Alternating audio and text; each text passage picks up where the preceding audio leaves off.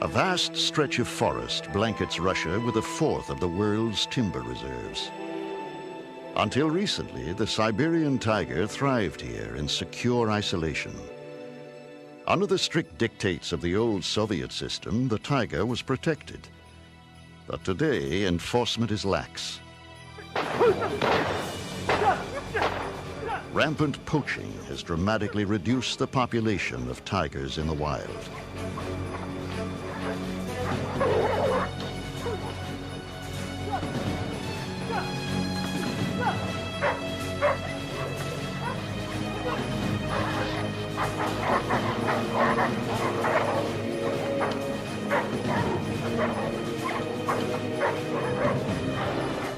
In the Asian medicine market, everything from the eyes to the tail is valued for its legendary curative powers. The magnificent coat alone might fetch $10,000. But poachers aren't the only threat.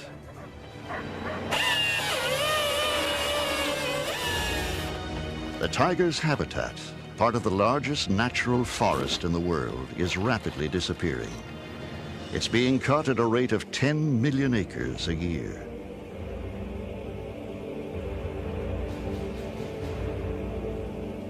When authorities confiscate a pelt from the poachers, it must be destroyed, so it will never find its way to market. Recalling a poet's famous words, "Tiger, tiger burning bright in the forests of the night."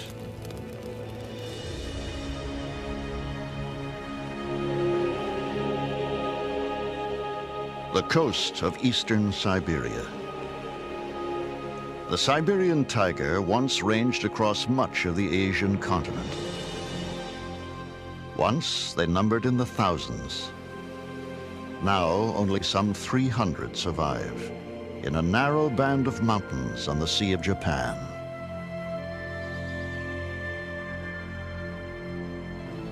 The Siberia of legend is a frozen wasteland. In fact, parts of the forest are temperate, even subtropical.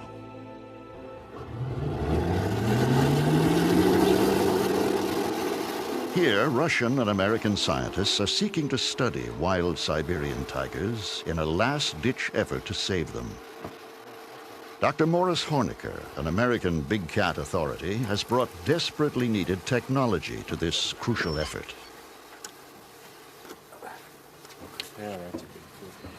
In the past, Russian scientists could study the tigers only in winter, when their tracks could be followed in the snow. Now, with radio tracking devices, the elusive cats can be studied sight unseen and year-round.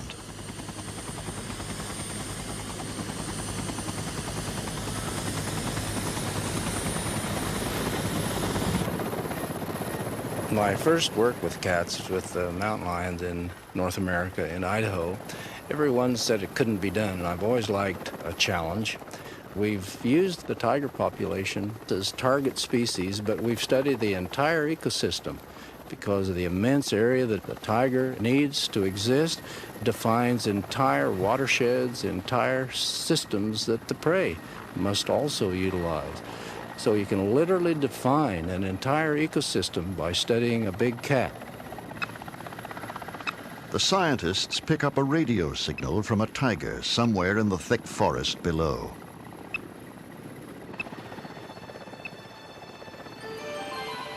In fact, it's a number of tigers, and incredibly, they're out in the open.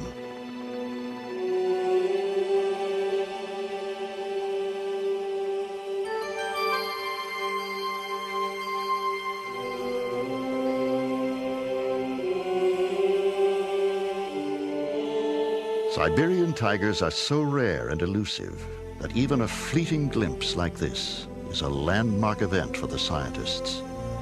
When we saw that female and those cubs on this lakeshore, wide open view, first time that a female Siberian tiger and her cubs had ever been observed and photographed from the air, it was one of the most thrilling events in my professional career.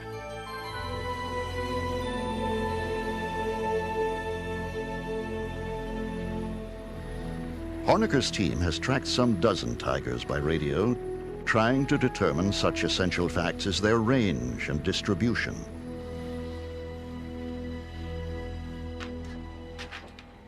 At the field lab of the Hornecker Wildlife Institute, Morris is briefed by Dale McKell, who's been coordinating the field study for the past 3 years. We've got 5 females that we've got good information on their home ranges.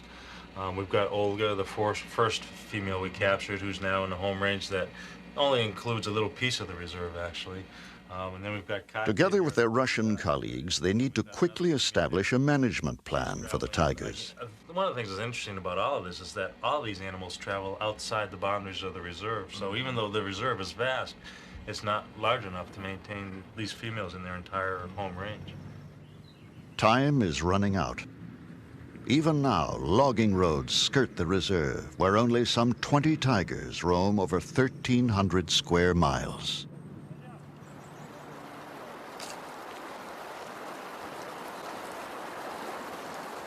The researchers receive word that a tiger has been caught in one of their snares. A chance to add a new animal to their study group. Bart Schleyer and Dr. Hornecker prepare to sedate the tiger.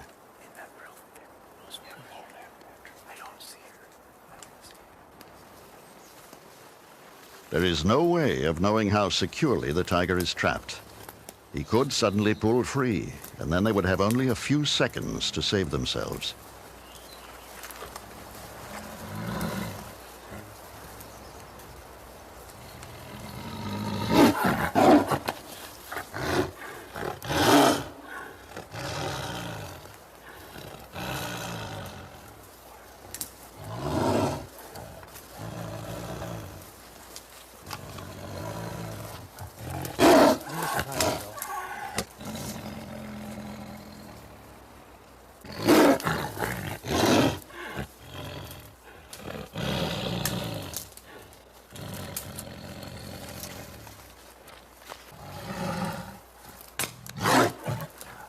A tranquilizer dart should quiet the tiger down. Still, the dosage required is always in doubt. Too much endangers the tigers, too little the researchers.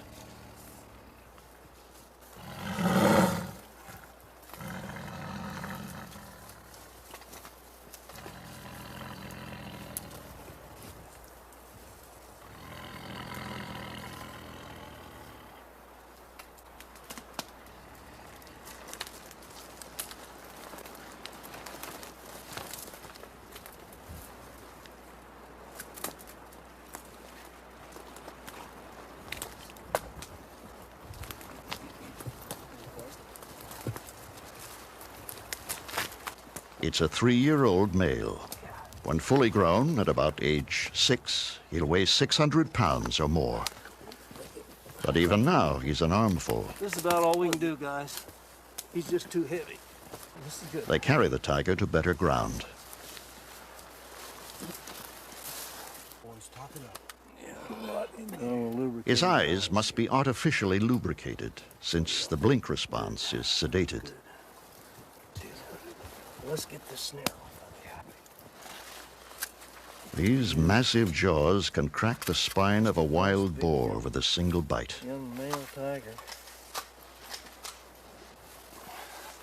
Its feet are like thickly padded snowshoes with retractable claws. Boy, he's a beautiful animal. The radio collar allows them to track the tiger and help answer some crucial questions. How much territory do the tigers require? How many elk and deer and boar? How do they react to human encroachment?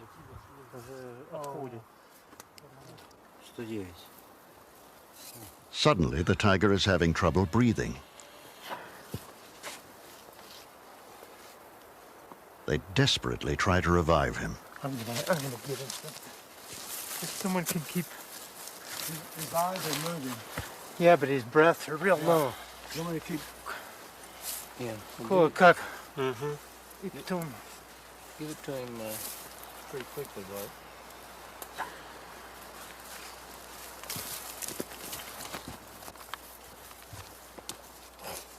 Еще раз. Надо.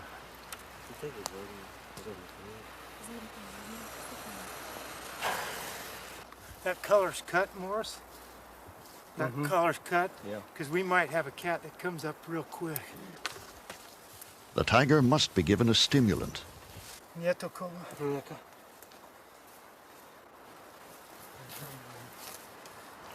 Slowly, he resumes his normal breathing rate. Yeah, he's breathing. Yeah, he's breathing. I think the dangerous part. Oh man, that was... Yeah. The biologists must now take their samples hastily before the great beast fully awakens.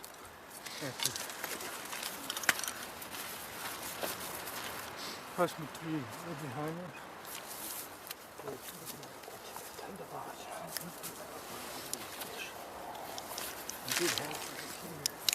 Oh, why'd you do this sure? What do you need, bud? The alcohol wasn't that. See it. Wasn't this starting to seizure? Little seizure. Let's get out. They're reluctant to lose sight of him before he's safely on his feet, but also eager not to be in his way.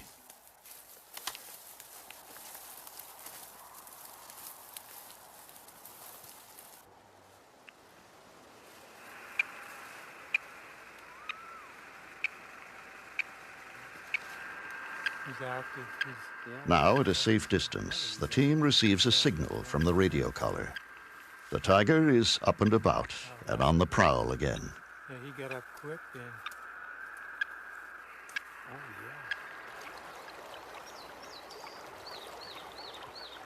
yeah. In another part of the reserve, the team is concerned about the signal from a tigress named Olga.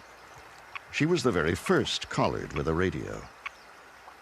Olga, it appears, has remained in the same area for a long time, a sign that she may be dead, or that she's found a den and given birth.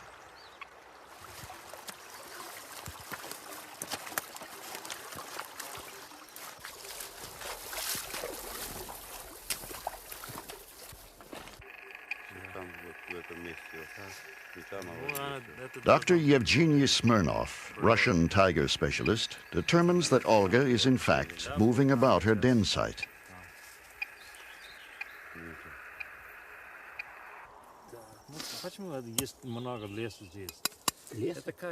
The researchers decide they'll attempt to enter the den to earmark the cubs. They'll need to wait until night, when the tigress should be out hunting, hopefully far from home. Убить у нас или что? Конечно, у нас только один вариант – ходить туда, когда ее нет. Если она там, я не I пойду. asked if he thought it would be dangerous or we'd be in trouble if we went there, and he said, of course it'd be dangerous. There's only one variation there to approach when she's not there, because it's simply too dangerous to make an approach with the mother present. Слава Богу, у нас есть чем проверить, есть она said, там или нет.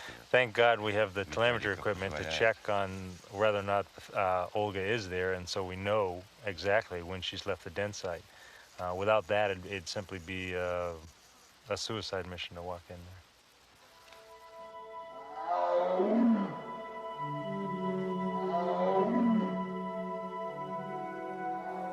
The fading radio signal indicates that Olga has left her den. But if she returns, she would probably attack instantly. They test flares they hope would drive Olga off.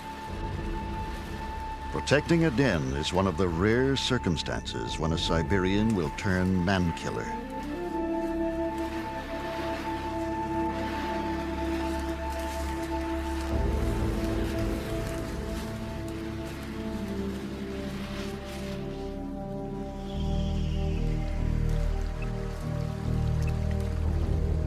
Night is the time when tigers are most alert and aggressive. Their night vision is far superior to humans.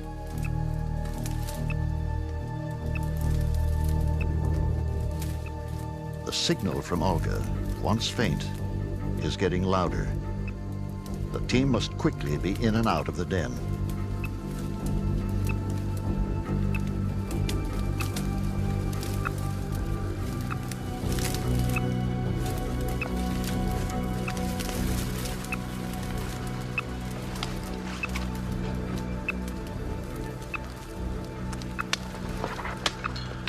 this is it. This is it, Bart. Bart, как там? Yeah, we got the spot. Gloves soaked with tiger urine are worn so the mother will not detect their intrusion and reject her cubs.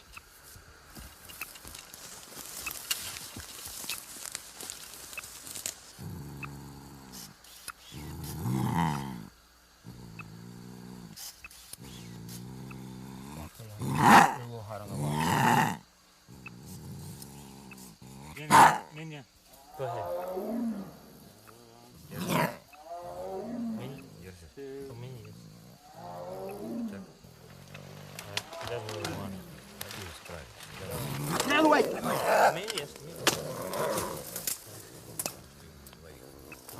Подожди.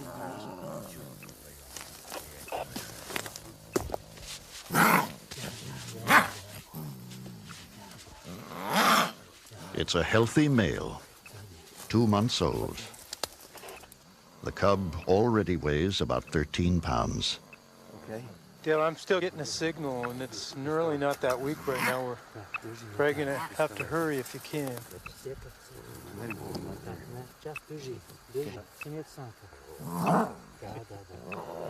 Unlike other cats, tiger kittens never learn to purr.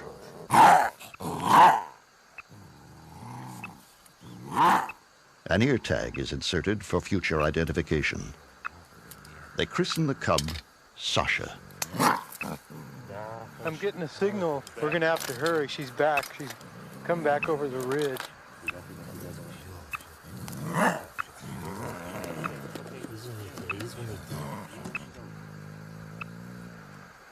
Their daring has set a new precedent. For the first time ever, scientists have examined and returned a cub to a den in the wild.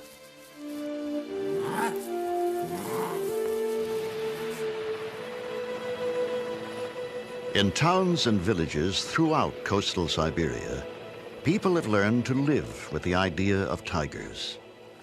But attacks have happened, and some are afraid. In the village of Gaivaran, however, one man is happy to have tigers in his own backyard. Morris Horniker and Howard Quigley are working with a Russian biologist who has 2 orphaned cubs in captivity. That's a big male. Victor Uden has raised the cubs from infancy.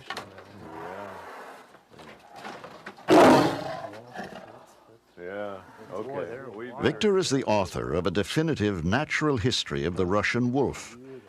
But he soon learned that Kucher the tiger and Nyurka the tigress are different animals indeed.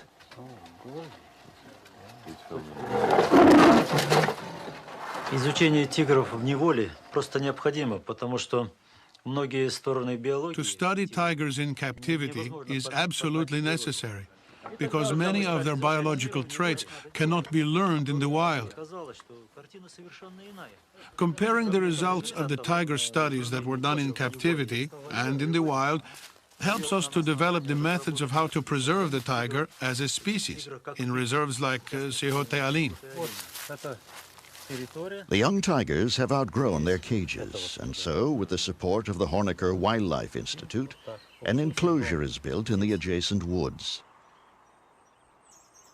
Though a far cry from the hundreds of square miles a tiger in the wild would roam, these 6 acres will provide the young captives with the opportunity to run and hunt, and hopefully even mate and have cubs.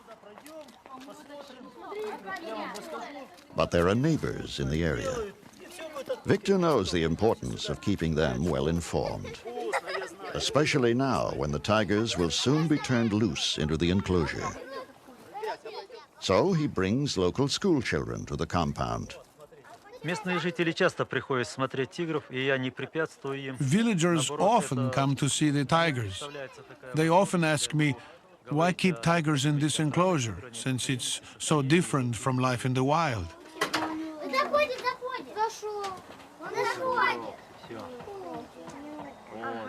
Сейчас на дядю Марка Очень часто спрашивают, для чего вот держать тигров в этом вольере.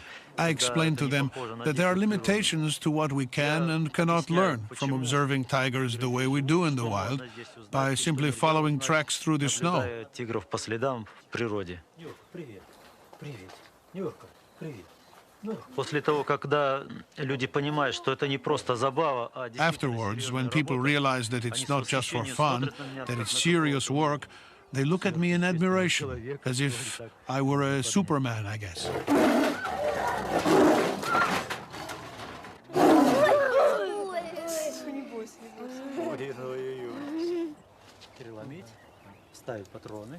The day has come when, for the first time, the tigers will step into the natural world they were intended to rule.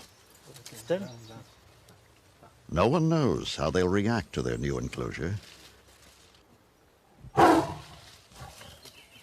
For Victor, it's an especially anxious moment, for he hopes the enclosure will be home to these tigers for the rest of their lives.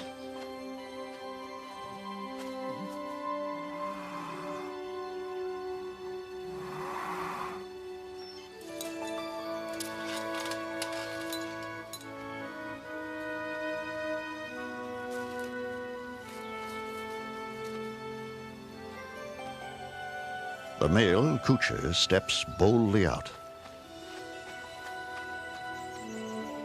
For the first time, the light through the trees, the smell of grass and leaf, the feel of the soft earth. Nierka, the female, is unsure of all this and even tries to close the gate. But soon curiosity overcomes caution.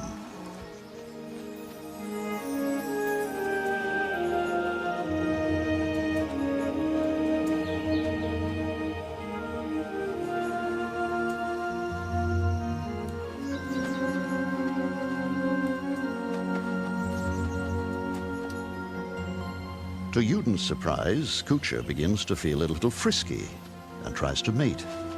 But Nierka will have no part of it. For her, the time has not yet come. Exhilarated by their freedom, they soon vanish into their little private forest.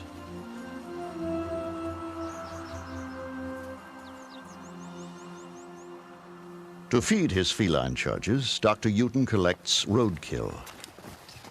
Victor feels he knows the mood of his tigers so well, he can risk entering the enclosure.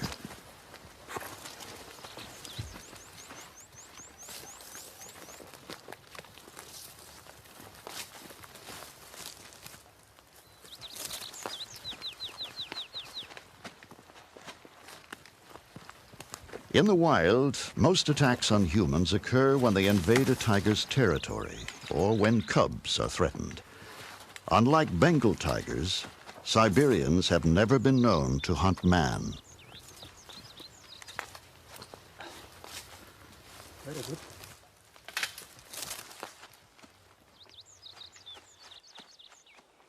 As the tigers settle into their enclosure, Dr. Yuden begins his observations and controlled experiments.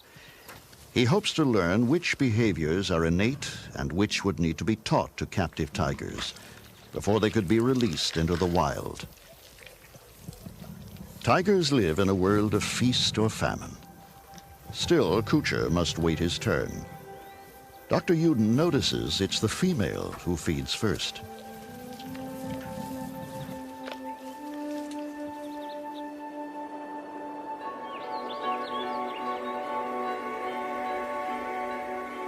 With the coming of fall, the first brisk winds blow in from the Siberian Arctic. As if designed for these autumn colors, the tigers blend with the landscape. In the wild, their coloration becomes lighter as winter approaches, anticipating snow.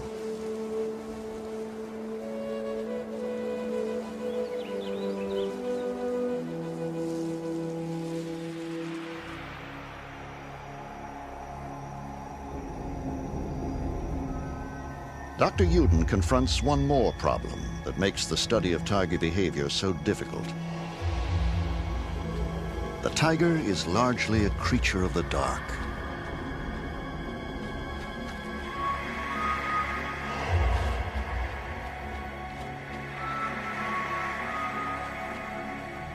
With their extraordinary night vision, Kuchar and Yurka come fully alive only after sunset. Recently, they've begun to roam restlessly in the dark. Victor wonders if night has awakened an instinctive urge to hunt. When he releases a small rabbit in the enclosure, he quickly learns the answer.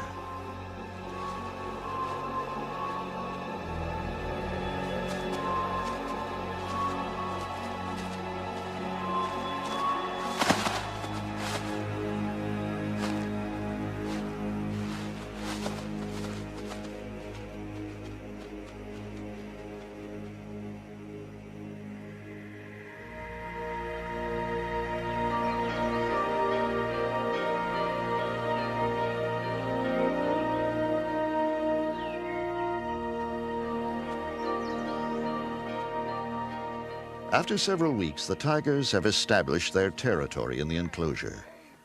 How would they react to another of their own species?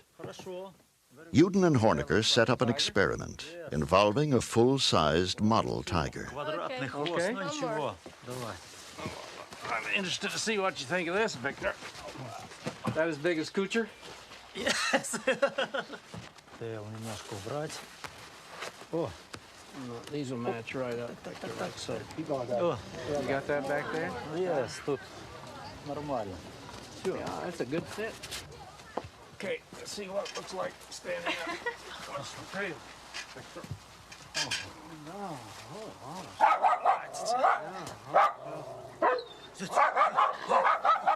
Victor's dogs are convinced. They immediately recognize an arch enemy. Hey, don't look, David.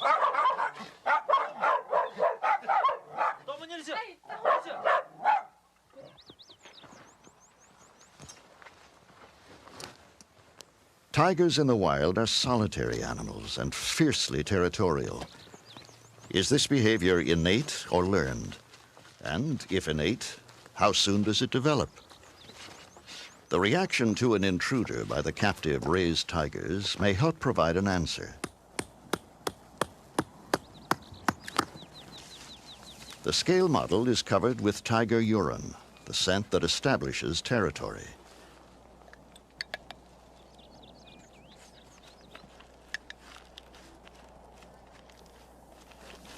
Recordings of tiger calls will be played into the enclosure. The stage is set.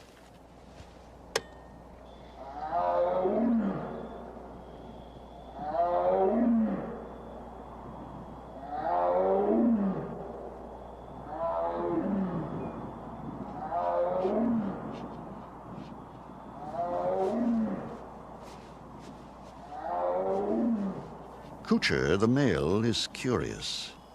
He spends hours observing this strange creature.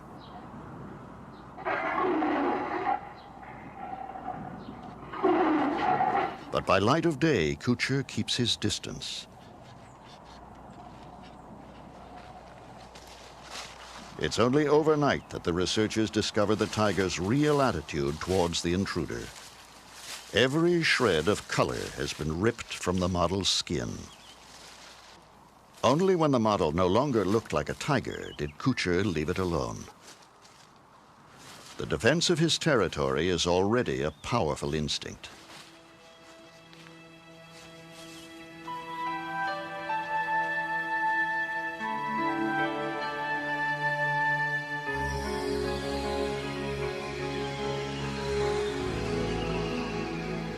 It was the long Siberian winter that created the tigers of the snow, demanding robust size, padded paws, and thick fur.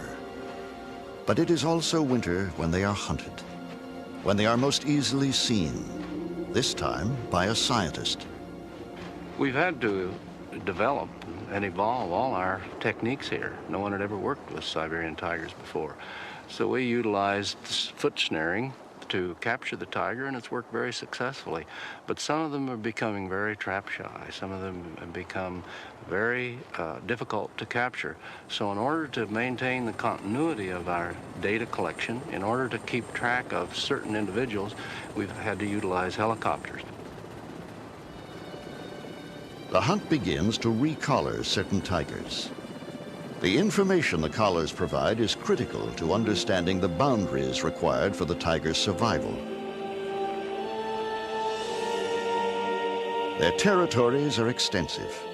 Females may range up to 200 square miles, males perhaps 500. Losing contact with the study animal is their greatest fear. Each one is precious to the scientists.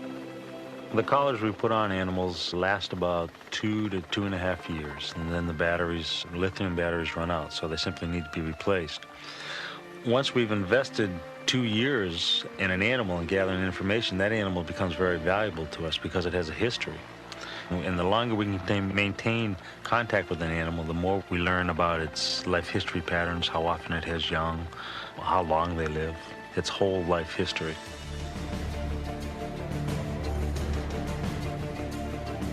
The pilot spots something below. It's a wild boar running for its life. And in pursuit, a tiger.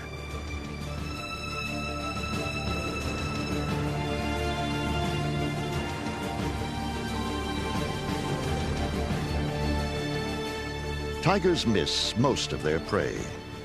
This time, the helicopter provides a distraction, saving the boar. The tiger is not amused.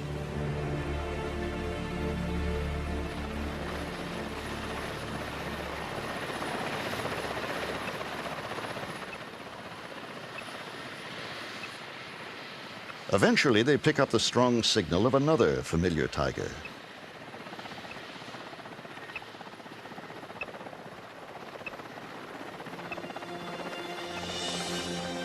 It is Olga, mother of the cub found in the den.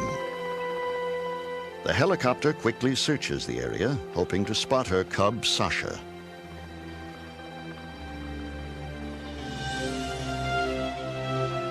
And Sasha is there. No longer a small cub, but thriving well.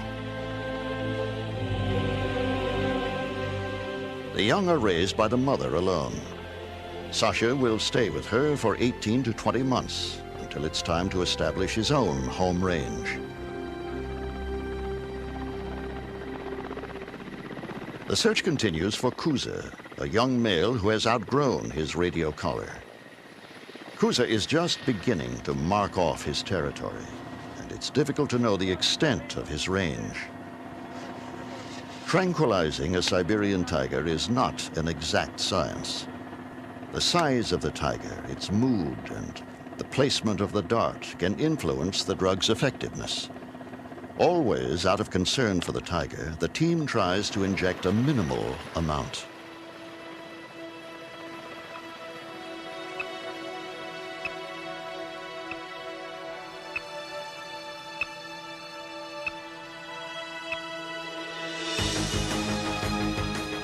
After long hours and much precious fuel, the tiger is spotted. In pursuit, the helicopter must fly very low over dense forest, a dangerous maneuver. It's a far cry from hunting on foot for Bart Schleyer. There's usually just a real narrow opportunity to dart, and sometimes there's a limb in the way, and there's been a number of times when I probably could have gotten a dart into an animal, but I'm too worried about a deflection of the dart and having the dart deflect into an improper placement in the animal, which would injure it, which we don't want. So I'm real stressed by trying to get a proper hit on an animal.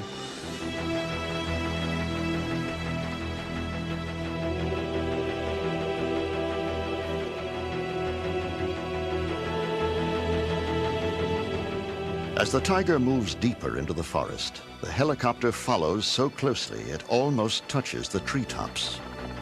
The pilots we're using, I'm real confident in the pilots. because you are operating real close to tree level, and you just hope that the pilots can see what's going on around behind them, particularly with that back rotor. And particularly the other day when we were in close on one of the Tigers, there was a conifer tree that was actually almost butted right up against the helicopter. The first shot is a clean hit. They hover patiently, waiting for the tranquilizer to take effect. But they can't wait too long, for they're running low on fuel.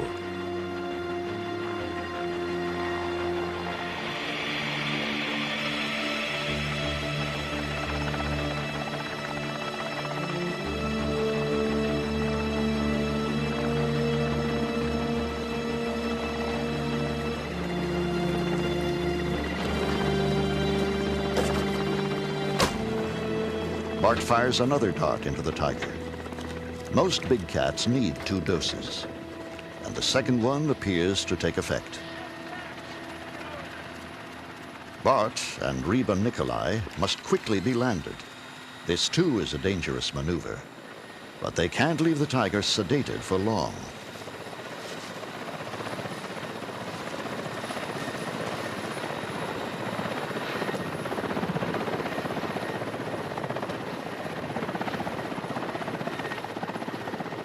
The pilot is very concerned now. They must refuel. He radios Bart to abort the mission. But Bart insists, for the Tiger's well-being, they must remain below and finish the job now. The helicopter races back to refuel.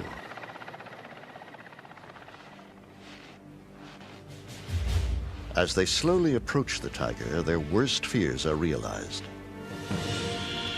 The Tiger is up and moving. The dosage was insufficient.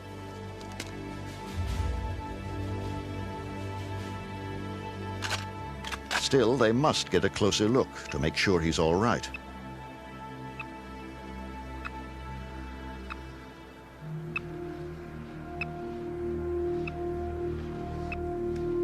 They proceed with caution, knowing they are intruding in a fierce young tiger's newly claimed territory. Kuza appears groggy, but otherwise all right. But he's much too dangerous to follow. Now they can only await the helicopter's return and hope the young tiger has seen enough of them.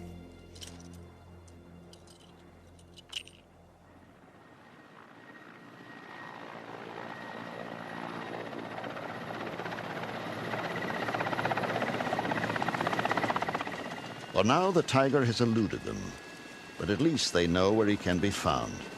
Eventually, he'll be located and fitted with a new collar. At last, they are brought aboard to the relative safety of a helicopter hovering in the treetops.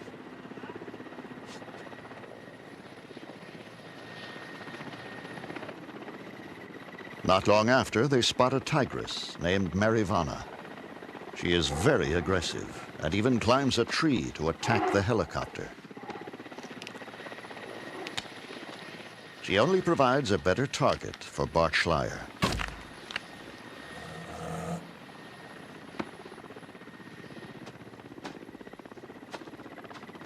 Unlike the larger male, a single dose sedates the tigress quickly. Let's take blood, and that's about it, right? Let's check the other side of the archer. Okay, all right. This. The old collar is measured against the new one, which is given an extra notch for growth.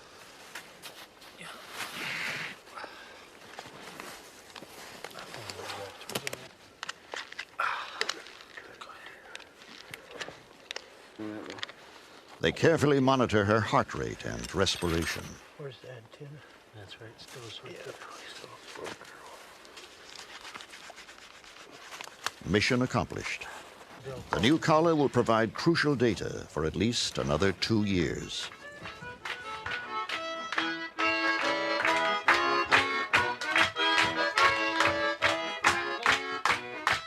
Not far from the cold, forbidding wild, the success of the venture is celebrated Russian style. It's also Bart Schleyer's birthday. For American and Russian alike, it's a camaraderie born of years of shared dangers and shared dreams.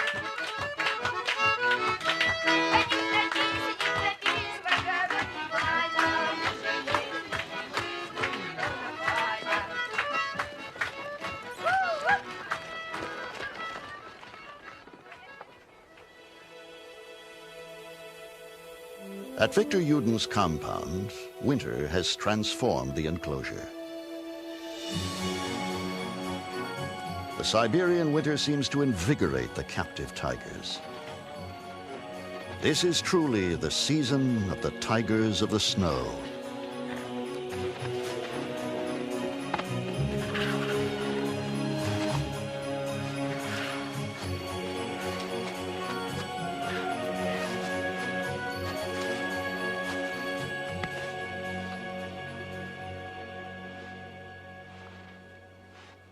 As Victor Yuden observes, Kucher, the male, continues to stake out his territory, spraying the trees with his scent.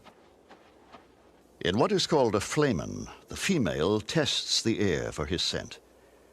Then it's Kucher's turn to detect if his mate is in heat. And she is. Niurka, the female, initiates the coupling. And so, the mating period begins. Если же нам удастся получить еще молодых тигрят, If we succeed in getting young cubs, it would be great, because then we can develop the best methods for returning the young tigers back into the wild. воспитать их в условиях, приближенных к естественным, чтобы они... We'll try to bring them up in natural conditions so they will more easily adapt to joining the wild tiger population here in the reserve.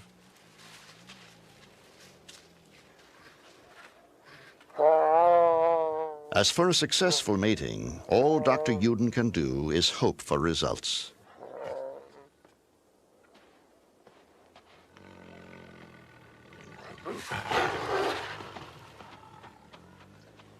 Кучер, ну-ка иди скорее домой. Кучер, иди скорее. Victor's wife, Lena, has a special relationship with the tigers. She's nurtured them since they were cubs.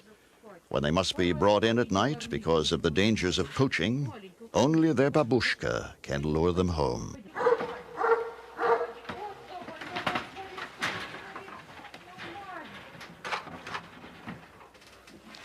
Нюрка, иди, моя маленькая, иди сюда скорее. Нюрка, иди скорее, моя маленькая.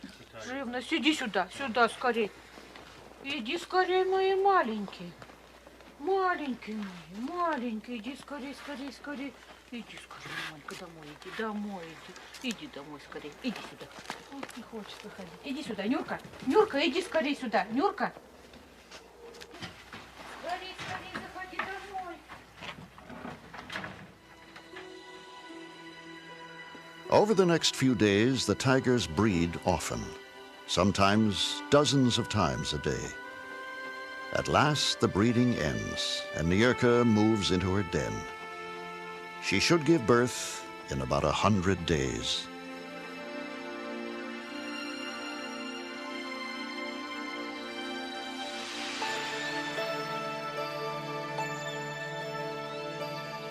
Springtime in Siberia. Dr. Hornecker receives word from Victor Yuden that Niurka has given birth. But something's wrong.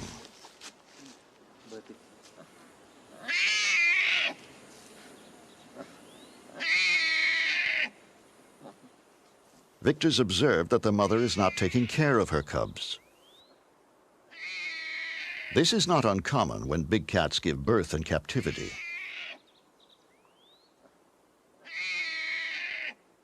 Does Victor think she's fed them at all? Вы думаете, что она их вообще кормила? Думаю, что нет. Probably not. Думаю, что нет. Then we'd better go in and look, Victor. They isolate the mother, Niurka, so they can safely approach the den.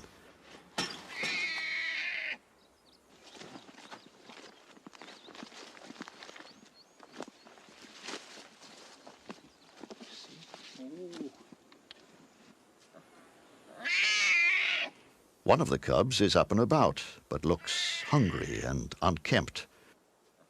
The other cub is barely moving, and Victor is clearly concerned.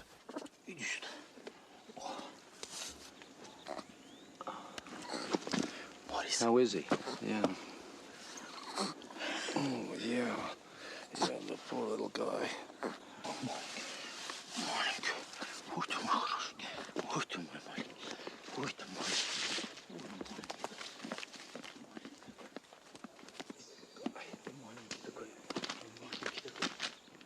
Suddenly, the cub stops breathing. Victor rushes it inside, where he will try to revive it.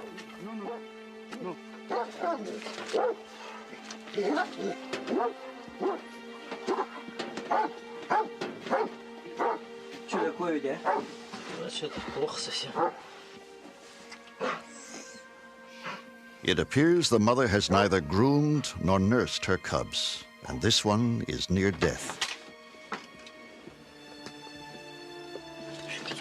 With infinite patience, Victor massages the heart, hoping against all odds to bring the cub back to life.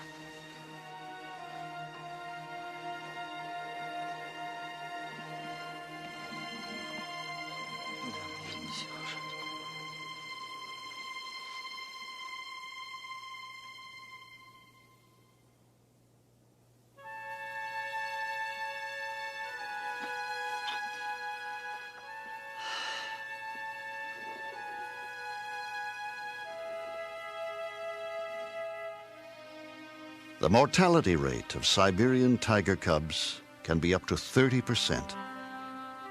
With so few born in the wild, the survival of captive cubs is critical to the species.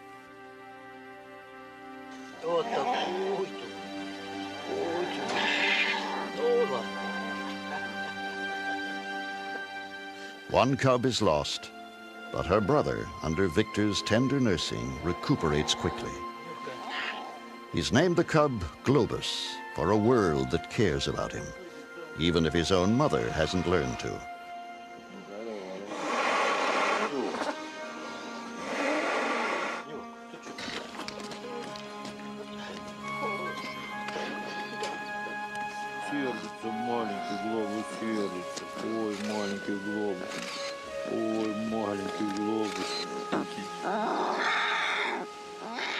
Eventually, Globus will be brought to the United States as part of a captive breeding program.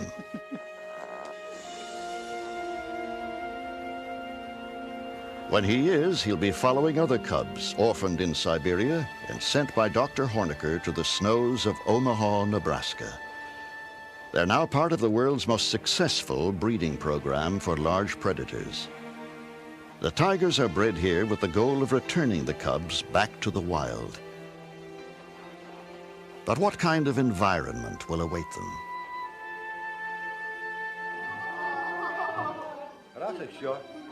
Back in Russia, Dr. Hornecker strives to educate Siberia's future caretakers. If we're to save these big carnivores as the world population increases, we must convince the younger generation that it's worthwhile conserving them. It's always so rewarding to me and gratifying to see how children accept this.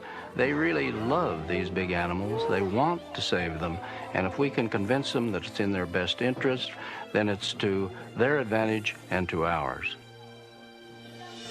Soon, much of this magnificent forest, the Siberian tiger's last domain, may be cut down for a world hungry for lumber.